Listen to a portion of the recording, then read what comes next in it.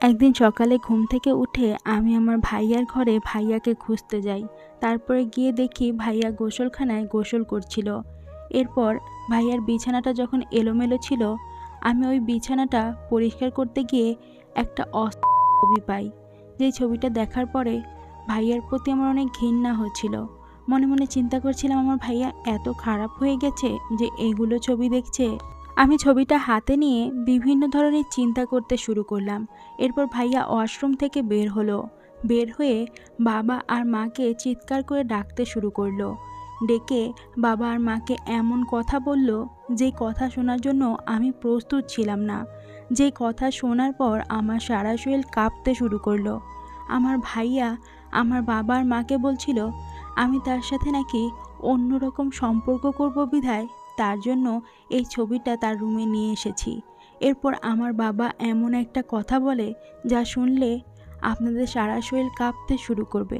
আমার বাবা তখন বলে, তোর যখন এত শখ তোর ভাইয়ের সাথে স্বামী স্ত্রীর সম্পর্ক স্থাপন করার, তাহলে তোর ভাই আজকে তোর সাথে স্বামী স্ত্রীর সম্পর্ক স্থাপন করবে, আর তার সাথে আমিও তোর সাথে স্বামী স্ত্রীর সম্পর্ক স্থাপন করব। আমি তাদের কথা শুনে আমার সারা শরীর কেমন যেন কাঁপতে শুরু করলো, যে আমার বাপ ভাই এগুলো কি বলছে। আমার মা তখন আমার বাবা আর ভাইকে বলছিল, এইসব তোমরা কি বলছো? ও তোমার মেয়ে আর ও তোর বোন, ওর সাথে তোরা এরকম সম্পর্ক স্থাপন করবি? তোরা কি পাগল হয়ে গেছিস? তখন আমার বাবা বলে, আমরা পাগল হই নাই, পাগল হয়েছে তোমার মেয়ে। তোমার মেয়ে চায় আমরা যাতে তার সাথে স্বামী স্ত্রীর সম্পর্ক স্থাপন করি, আমরা তাই করব। এই কথা বলে আমার মাকে ঘাড় ধাক্কা দিয়ে ওই রুম থেকে বের করে দেয়। আর তারপর আমার জন্মদাতা পিতা আর আমার আপন ভাই আমার সাথে। আসসালামু আলাইকুম বন্ধুরা, আমার নাম আনিকা। আমি দেখতে অনেক সুন্দরী একটা মেয়ে ছিলাম। আমার গায়ের রং সাদা দবদবে ফর্সা ছিল, আর আমার চুলগুলো আমার কোমর ছাড়িয়ে পড়তো। আমাকে দেখলে বাংলা সিনেমার পরীমণির চেয়েও বেশি সুন্দর লাগতো। আমার আকর্ষণীয় চেহারা সবাইকে মুগ্ধ করত।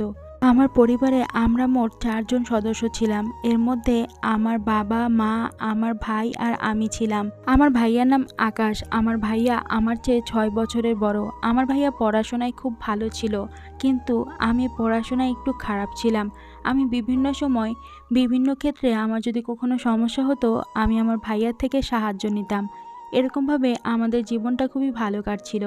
কিন্তু আমার বাবা ভাইয়া আমাকে কখনো বাড়ি থেকে বের হতে অ্যালাউ করতো না। আমার বাবা আর ভাইয়া চিন্তা করতো, আমি যদি বাড়ি থেকে বের হই তাহলে অন্য কারোর সাথে আমার সম্পর্ক তৈরি হয়ে যাবে, আমি হয়তো খারাপ রাস্তায় চলে যাব।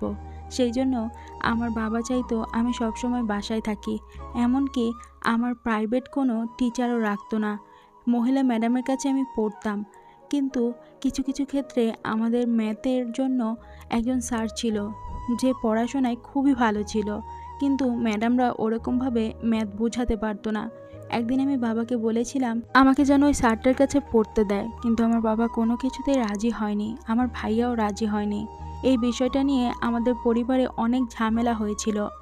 আমার বাবা আমার মাকে বলছিল, তোর মেয়ের পা অনেক বড় হয়ে গেছে, সে চাইছে অনেক কিছু করতে, তোর মেয়েকে বলে দিস এই বাড়িতে থেকে এইসব নোংরামো করা যাবে না। আমি তখন বুঝতে পারছিলাম না আমি নোংরামোটা কী করলাম। আমি যেহেতু পড়াশোনায় তেমন একটা ভালো ছিলাম না, তাই চেয়েছিলাম ওই স্যারটার কাছে পড়তে, কিন্তু তারা সেটা অ্যালাউ করে নাই। তখন আমার বাবা বলেছিল যে আমার ছেলে তো পড়াশোনায় অনেক ভালো, তোর মেয়েকে বলিস যাতে কোনো সমস্যা হলে আমার ছেলের কাছ থেকে প্রিপারেশন নিয়ে নেয়। এরপর থেকে আমি আমার ভাইয়ার কাছে মাঝে মধ্যে পড়তাম, আর কোনো প্রবলেম হলে ভাইয়ার কাছ থেকেই সলিউশন নিতাম। এরকমভাবেই খুব কষ্টে আমার জীবনটা কাটছিল। একদিন হঠাৎ করে আমি স্কুল থেকে বাড়িতে আসার পরে বাবা হঠাৎ করে আমাকে প্রচুর মারতে শুরু করে। আমি বুঝতে পারি নাই যে বাবা কেন আমাকে এরকমভাবে মারধর করছে। এরপর বাবা আমাকে বলতে শুরু করে, আজকে রাস্তায় যে ছেলেটার সাথে কথা বলছিল ওই ছেলেটা কে? তখন আমার মনে হলো, আজকে রাস্তায় যখন আমি স্কুল থেকে বাড়িতে ফিরছিলাম, তখন একজন ভদ্রলোক আমাকে ডেকে একটা ঠিকানা জিজ্ঞাসা করছিল, ওই ঠিকানাটা কোথায়। আমি তখন আমার বাবাকে বললাম যে বাবা এমন এমন আমাকে একজন ভদ্রলোক একটা ঠিকানার কথা জিজ্ঞাসা করেছে। আমার বাবা আমার কোনো কথা শুনে নাই।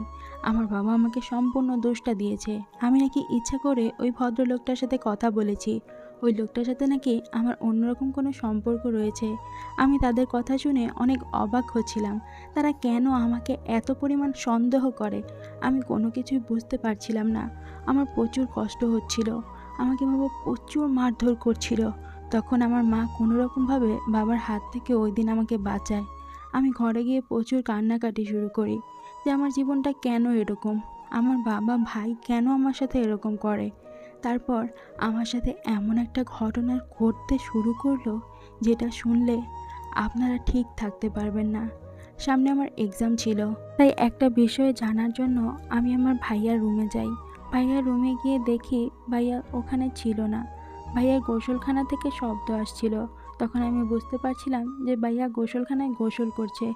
এরপর ভাইয়ার বিছানা পরিষ্কার করার সময় আমার হাতে একটা ছবি পড়ে। ওই ছবিটা দেখার পরে ভাইয়ার প্রতি আমার প্রচুর ঘৃণা হচ্ছিল যে আমার ভাইয়া কিভাবে এতটা নীচ হতে পারে, কিভাবে এসব ছবি দেখতে পারে।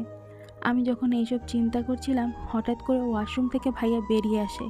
ভাইয়া নিজে বাঁচার জন্য বাবা মাকে ডাকতে শুরু করে। ওখানে ডাকে বলে আমি নাকি ওই ছবিটা ভাইয়ার কাছে নিয়ে এসেছি, আর ভাইয়াকে আমি বারবার নাকি ওই ছবিটা দেখাচ্ছি। আমি ভাইয়ার কথাগুলো শুনে অনেক অবাক হচ্ছিলাম। ভাইয়া এসব কি বলে? আমি তো এই ছবি সম্পর্কে কোনো কিছু জানি না। তখন আমি আমার মা আর বাবাকে বলছিলাম, বিশ্বাস করো আমি এই ছবি সম্পর্কে কোনো কিছু জানি না। কিন্তু আমার মা বিশ্বাস করলেও আমার বাবা আমাকে কিচ্ছুতেই বিশ্বাস করছিল না। বাবা বলছিল, তোর এত শখ তোর ভাইয়ের সাথে স্বামী স্ত্রীর সম্পর্ক স্থাপন করা, তাহলে আজকে আমার ছেলে তোর সাথে স্বামী স্ত্রীর সম্পর্ক স্থাপন করবে, তার সাথে আমিও করব। তোর যেহেতু এত শখ, তাহলে আজকে আমরা তোর সাথে স্বামী স্ত্রীর সম্পর্ক স্থাপন করব। আমার মা তখন আমার বাবা আর ভাইয়ের কথা শুনে প্রচুর অবাক হচ্ছিল। বাবাকে বলছিল, এইসব তুমি কি বলছো? ও তোমার সন্তান। তখন আমার বাবা এক প্রকার মার উপরে রাগ দেখায়।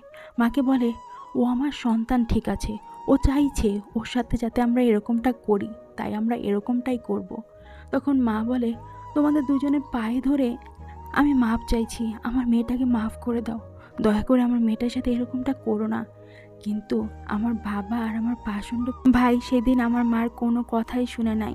এক পর্যায়ে আমার মাকে ওই রুম থেকে বের করে তারা আমার সাথে স্বামী স্ত্রীর সম্পর্ক স্থাপন করে। আমি প্রচুর কান্নাকাটি করেছিলাম। আমি বলেছিলাম, তোমরা দয়া করে আমার সাথে এরকমটা করো না। বাবা তুমি বিশ্বাস করো, এই ছবিটা আমি ভাইয়াকে দেখাই নাই, এই ছবিটা আমি ভাইয়ার ঘরে পেয়েছি। তারা কেউ আমার কথা বিশ্বাস করে নাই। আমার বাবা আর আমার ভাই সেদিন আমার সাথে স্বামী স্ত্রীর সম্পর্ক স্থাপন করেছিল। আমার বাবা যখন স্বামী স্ত্রীর সম্পর্ক আমার সাথে স্থাপন করছিল, তখন আমার ভাইয়া দাঁড়িয়ে দাঁড়িয়ে দেখছিল আর উপহাস করছিল।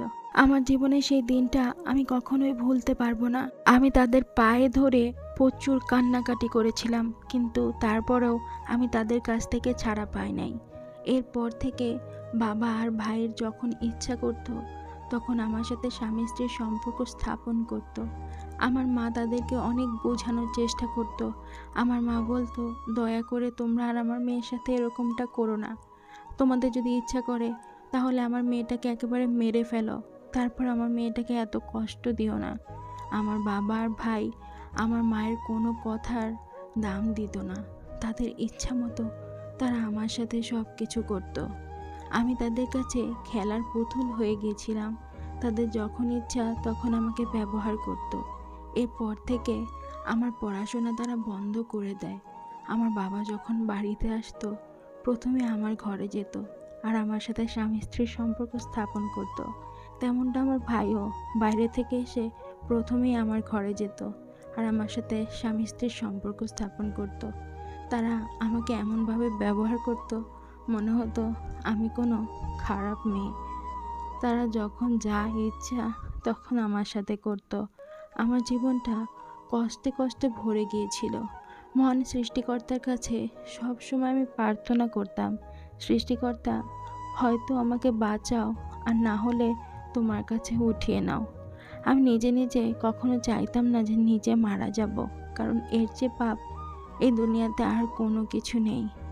আমি তারপরে সৃষ্টিকর্তার কাছে প্রার্থনা করতাম যে হয়তো আপনি আমাকে বাঁচান, না হলে আমাকে এই পৃথিবী থেকে তুলে নেন। আমার আর এসব সহ্য হচ্ছে না। আমি প্রচুর কান্নাকাটি করেছি, তাদের পায়ে ধরে প্রচুর মাফ চেয়েছি। তারা আমার কোনো কথা শোনে নাই। তারা আমার উপর নির্মম অত্যাচার করেছে। প্রায় 2টা বছর তারা আমার সাথে এরকমটা করেছে। এরপর আমি এক পর্যায়ে ওই বাড়ি থেকে পালিয়ে আসি। আমি আর কখনো তাদের সাথে কোনো যোগাযোগ রাখি নাই। এরপর থেকে নিজের জীবনটা নিজে চালিয়েছি। আমার এই জীবনটার পিছনে আমি কতটুকু অপরাধী আমি আজও পর্যন্ত জানি না। আমার বাবা ভাই কেন আমার সাথে ওই কাজগুলো করেছিল আমি তাও জানি না। আমি কি ভুল করেছিলাম, কি অপরাধ করেছিলাম আমার তাও জানা নেই। আমার ভাবতেও অবাক লাগে, আমি 2টা বছর ভুক্তভোগী হয়েছি, তাও আবার আমার বাবার ভাইয়ের কাছে। আমি আজ অনেক দিন হলো ওই বাড়ি থেকে বেরিয়ে এসেছি, আর কখনো ওই বাড়িতে যাই নাই, আর আমার কখনো যাওয়ারও শখ নাই। আমি চাই না আমার সাথে আর কখনো ওইরকম কোনো কাজ হোক। প্রিয় বন্ধুরা, আজকের গল্পটা এখানেই শেষ করছি।